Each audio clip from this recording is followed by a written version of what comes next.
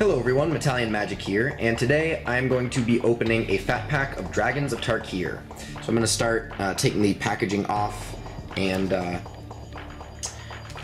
hope that you have perused the channel and you've taken a look at the booster box opening for Dragons of Tarkir. As those of you who've been around for my previous fat pack openings know, I like to open a fat pack from every set, not only because it's a fun product to open on the channel, and I'm opening the packaging carefully off camera, in case you're wondering why I'm just talking. And I like to hang up the posters that, you know, the outer packaging can be unfolded, and the inside is a cool piece of artwork, and I don't like to rip that or anything. So, and this one is, oh, pretty tightly sealed. Oh boy. Alright, well, here we go. So, fat packs are kind of nice for the collector and nice for somebody who likes the story elements and the flavor of Magic, because, like I said, you get a cool poster that is contained inside of the outer packaging. You also get some awesome cardboard. What was this? I don't know what that... Oh, that's just like a theft detection thing. And as is typical, I'm not going to unfold this right now because, as they've been doing recently, they didn't necessarily state this online when they were, you know, revealing the packaging of the fat pack. I don't believe so anyway. But the inner poster is basically a large version of this, the art on the outside. It's the same art. No reason to unfold it on camera and show it to you, because it's the same art, just it's bigger, and it has the words, you know, Dragons of Tarkir, with kind of like a cool, you can see it in there, cool battlefield kind of after image with some spears and stuff sticking up out of the ground. So the thing that I really love in these fat packs, I think my favorite part about them, is getting these player's guides.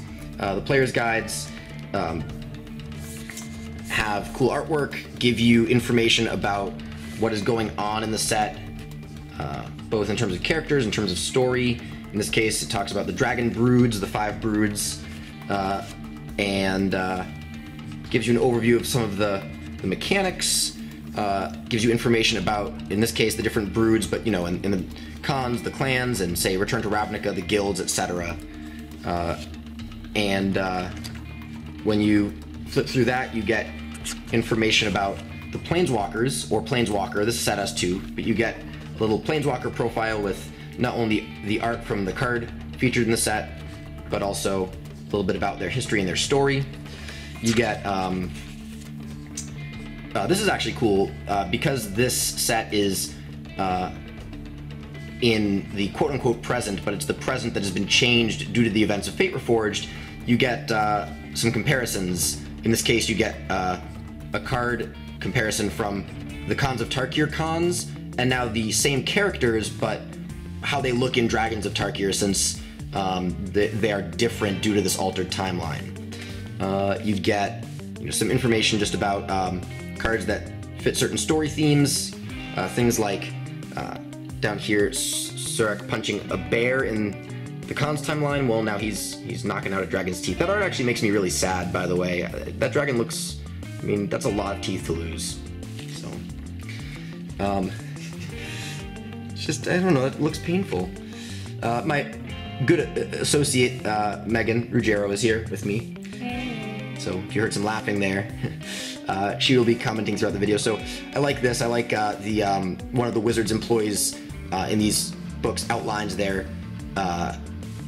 well, I should say, I guess it's like their 10 favorites. It's the 10 coolest cards of the set, but a lot of these are going to be tournament staples. Some of these are just cards that the person wants to point out for various reasons. Either they like something that it does mechanically, or they like what it says about the overall theme or themes of the set.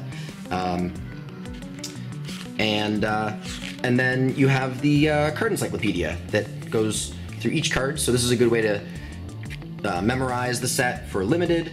This is a good way to just sort of get a feel for what the different colors are doing in the set. You know, what is green's thing in the set, etc., etc. And in the back you have a checklist with all the cards. Cool. So let's get to the meat and potatoes, or the dragons and their eggs. Okay, Jason's on a roll with the jokes tonight. It is April Fool's. We're filming this on April 1st, 2015. So you get these deck boxes. They are easy to fold up, and they can't fit sleeved cards, as I've mentioned in the past, but they're a good place to put, land that you want to bring in your backpack to drafts and sealed events. Good place to maybe put tokens if you want to put, a bunch of your Goblin tokens for Goblin Rabble Master in one box. And they usually feature, they always feature artwork from the set. In this case, we have Narset Transcendent on one box, and they have the 2 Planeswalkers, yep, and we have Sarkhan Unbroken on the other box. And Fat Packs contain 9 packs and a stack of basic land from the set. Fat Packs also come with a randomized spin down. What's cool about this one, though, is it's one of the brewed spin downs. So at the pre-release, they had these 5 spin down, counters that corresponded with the different dragon broods, and so obviously the coloring here is not the typical that you'd see on just a red, a blue, a green, whatever spin down.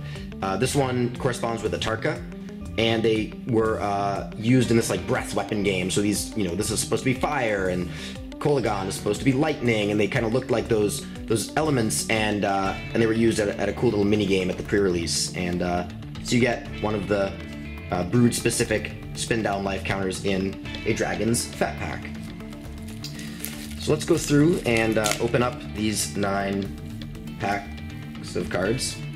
So Jason, you had a pretty successful booster box opening. Is there a card that you are looking for in particular in this Fat Pack to enhance what you've already opened in the booster box? Well, the box did not contain a Death Mist Raptor, so I wouldn't mind opening a Death Mist Raptor. The box also only had, I believe, 1 Lightning Berserker, which is an uncommon. So I would certainly like to open more Lightning Berserkers. I want the playset. Right now I only have 1 from the box. And more copies of Tarkir's Command too, because that's a card that I also want to acquire a playset of. I have 1 of those from the box. So those are some that jump off the top of my mind. But there are many others. This set is an interesting one that has cards that seem like they're going to be popular among different crowds. There's some cards in this set that are probably going to be popular among modern players, like Rending Volley, cards that seem more casual oriented, all the sort of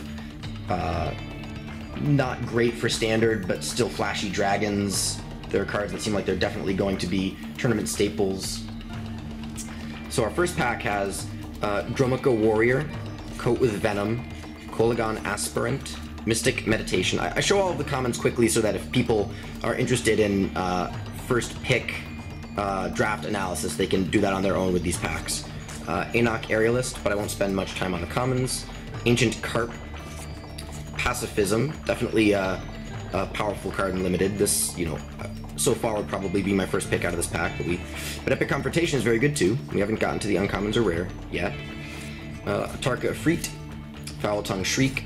Our first uncommon is one of those flashy but probably not constructed or standard playable dragons, Cunning Breeze Dancer, Surge of Righteousness, and Dromoka Monument. And we have a rare, we have an Onofenza, Kintry Spirit. Cool. So this is a card that some people are very excited about. Myself, I think that this card has potential in certain decks, but I do like the design a lot. I love the art. I think the set overall has great art. And an island and a morph. I mentioned this in the booster box video, but it bears repeating that this set has megamorphs, but when they are face down, they function as morphs. So the morph reminder cards will be used to denote creatures that are morphs and megamorphs. So your opponent isn't going to know if you have a regular morph or a megamorph face down until you flip it up or until it leaves the battlefield. Second pack has Center Soul, Coat with Venom, Kolaghan Stormsinger, Sandstep Scavenger, Negate, Keeper of the Lens, Reckless Imp, Ancient Carp, Enduring Victory, Segmented Krotik. I think, is that how we agreed to pronounce that last time? I say Krotik. Krotik? Okay, I don't actually know. I still am not entirely sure what the Wizards creative team wants us to do with this pronunciation. This, I believe, is called Sisma Behemoth, and that's our first uncommon. Then we have Beltol Dragon, Death Wind, and a Dragon Lord's Prerogative. It does say draw 4 cards on it. I know a lot of people like the sentence draw 4 cards. And a Plains. Ooh, nice. And the Narset emblem. Actually, we did not open one of these in the booster box. So we did open a Narset. Spoiler if you haven't watched that video. But not her emblem. So this is cool. Nice. This is like, you know, in the token slot, this is one of the rarer cards to acquire. So since you opened an Anafenza and now we've seen Narset on an emblem there, I think it begs a storytelling question. What clan, or I guess ex-con, the K-H-A-N kind, which Khan's transformation between Khans of Tarkir and Dragons of Tarkir do you think is the most interesting or impressive from a storytelling perspective? Let me go through this pack. Let me think about that. And after this pack, as I'm opening the next one, I'll answer that question. This pack has Champion of Arishan, Grave Purge, Dragon Fodder, Aven Tactician, Negate, Glade Watcher, Custodian of the Trove, Sandcrafter Mage, Tygom's Strike, Sprinting Warbrute. Not only does this set have great art, but it has great names. Ukud Cobra is our first uncommon, Scaleguard Sentinels, and then Scale Blessing, and an Ire Shaman. There have been a couple, actually there have been more than a couple, there have been quite a few mono-red aggressive decks that have done well in, you know, the brief time that, as of this filming, that this set has been legal in Standard, and this card has not been in them, so I don't know if it's going to be making a comeback. I know some people have talked about a mono-red Devotion deck making a comeback in Standard. I think this card could potentially be good in that kind of deck. But I don't know if this is actually going to end up seeing Standard play. Forest. And an ad. So, to answer your question, I like what they did with a lot of the different characters. The easy answer would be Narset, because of course she has, you know, become a planeswalker in this timeline, and her power has become more fully realized. But I actually don't like her story arc the best. I think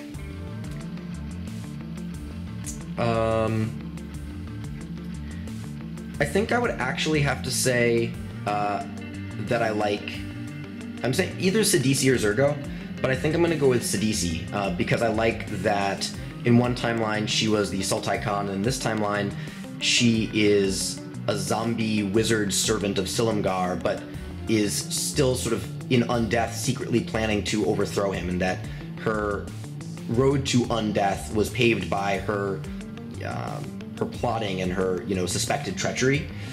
So I kind of like how that sort of hints at future storytelling possibilities. The next pack has Glaring Aegis, Carsey Sadist, Loose Calm, Sheltered Airy, which I'll mention this more than once, but beautiful art. Like I said, there are many pieces of artwork in this set that I'm a big fan of. Contradict, Pacifism, Guardian Shield Bearer, Atarka Efreet, Flatten, which I was really surprised when I saw the spoiler that there had never been a card called Flatten before in Magic, because this is the first time that Flatten has been printed. Elusive Spellfist. Our first uncommon is Swift Warkite, which was at the top end of my second pre-release deck and did some work. Colosisma Behemoth, and Youthful Scholar, and another Anafenza Kintry Spirit, Anafenza Dose. It is interesting that now in many of the fat packs that I've unboxed on camera, I've opened up multiples of a given rare. There were multiple Aegis of the Gods in our Journey to Nyx fat pack. There were multiple Temur War Shamans in our Fate Reforged fat pack. Given that this is a large set, 9 packs isn't an amount that you would expect. You wouldn't expect to see 2 of the same rare over the course of 9 packs, typically, but 2 Anafenzas, I mean, that's not a bad rare to open 2 of. We've got Kolagon Aspirant to start off the last pack in this block, because the other packs are here with the land. Lightwalker, Dutiful Attendant, Volcanic Rush, Zephyr Scribe, Pinion Feast, Mystic Meditation, Sandstep Scavenger, Summit Prowler, Naturalize, Enduring Scalelord, another great piece of artwork, Great Teacher's Decree, Ultimate Price. This is a reprint originally from Return to Ravnica that a lot of people are excited to see back in the standard landscape. Mythic, 3/3, Shortcrasher Elemental. So a lot of people don't think that Mono Blue Devotion is going to make a full-on return to standard, even though the reason that it could is because of this guy. I think the fact that when you exile it with its first ability, you have to return it face down, and you don't get the option like Death Mist Raptor, when Death Mist Raptor comes back from the graveyard, to return it face up or down is kind of rough. But I mean, the thing that people really noted when they first saw this guy was the 3 blue pips at the top of the card, and the fact that curving this into Master of Waves is a very powerful play. On one of Patrick Chapin and Mike Flores' top-level podcast recordings, they talked in length about this guy's potential, and they definitely had some very good points, but those are all theoretical points that may or may not pan out in standard. That being said, I do like that this was likely in playtesting called Mega Morphling. So we have a Mythic so far. That's our first Mythic of the Fat Pack. One that we did not open in the booster box, so that is neat.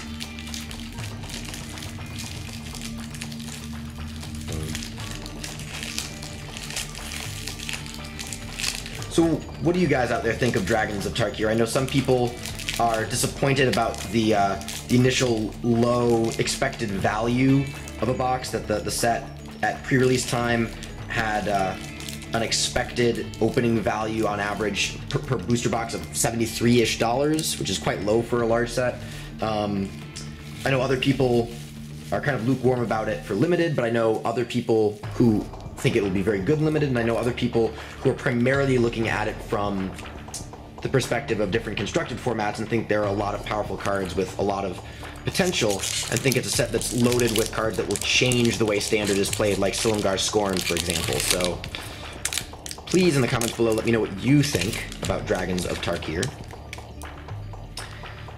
Our sixth pack has Karsi Sadist, Sabertooth Outrider, a card that was a nice role player in my first pre-release green-red deck. In limited, I think this is a little bit more powerful than it initially seems on first glance, and I found that in a deck with lots of creatures, in a green-red deck that's just sort of looking to curve out with creatures, turning on Formidable was not difficult. Champion of Erishan, Glade Watcher, Monastery Lore Master, Pacifism, Epic Confrontation, Tarka Efreet, Foul Tongue Shriek, Reduce in Stature. Our first uncommon is Enduring Scalelord, followed by Sight of the Scalelords. And well, I was hoping it was something else with Scalelord. Silumgar Spell Eater. And a Myth Realized.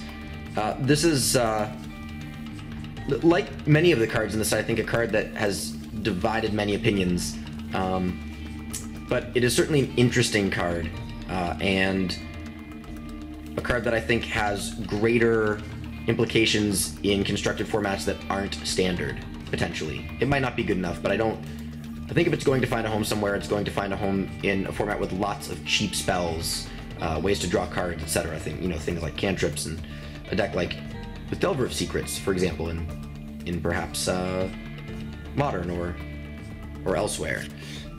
Island, add. What are your impressions thus far? Watching me open these, like what jumps out at you about this set? I don't want to answer that question. I'm not here to answer questions. Edit that out. You're only here to ask questions? Yes. You do the asking? Yes. She's the interrogator. Okay, we have Kindled Fury, Sandstorm Charger, Sibsig Icebreakers, Mystic Meditation, Anok Aerialist, Glint Artful Maneuver, Revealing Wind, Vandalize, Fate Forgotten. Our first uncommon is Sight Beyond Sight. Dragonlord Servant, nice. Very cool card. I like the flavor text. Tarkir-serving goblins coat themselves with grease imbued with noxious herbs, hoping to discourage their ravenous masters from adding them to the meal. The plate, if you'll note, has various animal parts. I guess that's what dragons eat, right? They don't really eat shrubbery. We have a Tapestry of the Ages and a Damnable Pact. Very cool artwork, one of the pieces of artwork that I really, really like in this set. Planes and an ad. No foil cards thus far, so we have 2 more packs to go. Perhaps we have a extra special foil waiting for us in one of these packs. I think you should do a brief draft pick analysis on this pack. On this particular pack? Okay, sure. Now, granted, I will disclaim that I have not yet had the chance to draft Dragons of Tarkir Fate Reforged format, so this is based on initial impressions, and that might change over the course of the format, but I will do my best to analyze this pack as though I were starting a draft right here. Impact Tremors, Luring Aegis, Karsi Sadist. So far, nothing that I'm super excited to first pick. Lose Calm, Sheltered Airy, Contradict, Ancestral Statue, Duress. Duress, a card that is a staple when it's legal and standard, and in other formats too, of constructed sideboards. I like Mischief Kieran a lot. So far, I would probably be looking at this, but we still have uncommons and a rare. Ojutai's Breath, very good in the right deck. I don't know if I'd want to first pick this. Virulent Plague, potentially very powerful in standard sideboards, but very narrow and limited. Not something you're going to be first picking. Same thing with Surge of Righteousness, and same thing with Self-Inflicted Wound. All of our uncommons are very narrow hate cards that would most likely start out as sideboard cards in limited, and they would be great to sideboard in the right matchup, but would not make the main deck. A rare is a Zergo Bellstriker. Nice. So not only did I need more of this guy for standard, but this brings up the reason why I really like him and his character arc is that now he is the person who kind of warns the clan of an impending attack and is still a warrior, but not the. You'll notice that he's physically he's physically reduced in stature from Zergo Helm Smasher, and that his role in this timeline is much less glamorous in a way. So I kind of like that about the, and I like the fact that he can't block creatures with power 2 or greater. That he's kind of like warning his clan that the fray is about to begin, but he's not really in the trenches, so to speak. He's kind of in and out, as Dash represents. I don't think I would first pick him though. I mean, I think he's okay in limited, but and I think in an aggressive deck, I like having 1-drops because so many limited decks don't. But they definitely fall off in power as the game goes on, which Dash helps to mitigate. And no foils. So this seems like overall kind of a weak pack, and I think, though I don't think I would be super happy with it, I think I would probably pick the Mischief Kieran. This is a creature that you can play on 3 face down, turn it up, and not even use up your whole turn on turn 4. You turn it up for 2. It becomes a 3/2 flyer with Vigilance, and you can still hold up an instant or play a 2-drop on turn 4, which can give you a huge tempo advantage, or you can just play it on 3 as a 2/1 flyer. The versatility there and the fact that, I mean, sure, there are dragons in this set, and a small flyer is going to get outclassed potentially by certain decks, and you could sideboard it out against those decks, and that might make this card less good than it would be in some sets. But I think in this pack, there's nothing else that I would really... There's nothing else that really grabs my attention. I think if you're someone who wants to try to build a super aggressive deck, and you might be kind of doing so a bit foolishly, you might be, trying to force that deck with a first pick Zergo, but in such a weak pack, I could see a first pick Zergo. I think for me there, it's Zergo or Kieran, and at the moment, I would pick the Kieran. So now we have our last pack of the Fat Pack. This has Sibsig Icebreakers, Magmatic Chasm, Center Soul, Coat with Venom. Let me get this. There we go. Mystic Meditation, Tread Upon, Stampeding Elk Herd, Spider Silk Net, Vulturous Aven, another Mistooth Kieran. Our first uncommon is Circle of Elders, followed by Beltoll Dragon, and a Tarka Monument. And our last... Nope, no foil. Our last rare is a Hedonist's Trove. Another really cool piece of artwork in a set filled with cool artwork. And a mountain. Nice. And a furry goblin. I like collecting goblin tokens, so that's a nice way to end the fat pack. So I think you should have just left it at I like collecting goblins. Goblins? Goblins? Goblins? Goblins? Is that like a goblin made of ooze? Yes. I think we've created a new creature type here. Yep. The Globlins. The Globlins. Copyrighted now. No one can take this from us. Yep. Alright, so that'll do it. We opened... let me actually just quickly get out the rares. There are no foils in here, so let me just get out the rares, and I'll do a quick rare mythic recap, and I'll be right back with that. Okay, so the rares, mythic, and planeswalker emblem that we opened are Onofenza Kintree Spirit, Dragonlord's Prerogative, Ire Shaman, another Onofenza Kintree Spirit. The mythic was a Shorecrasher Elemental, Myth-Realized, Damnable Pact, Zergo Bellstriker, Hedonist's Trove, and the Narset Transcendent Emblem, which I sort of count as a rare, as it's rare among the token slot. You know, it's a card that's not common among the. I don't know what the actual distribution is in that slot, but I know that certain cards are harder to acquire through that slot in a pack than others. So there you go. So this Dragons of Tarkir Fat Pack opening was really fun to bring to you guys. The thing I'm most excited about in the near future is opening a box of Modern Masters 2015 on camera. So definitely stay tuned. That will be coming out at the end of May, and that is something that I'm really looking forward to. So I believe my co-host here has a sign out for you guys. Well, first of all, get pumped for Origins in July. I'm pretty excited about that. But I also want to say goodbye, Globlins.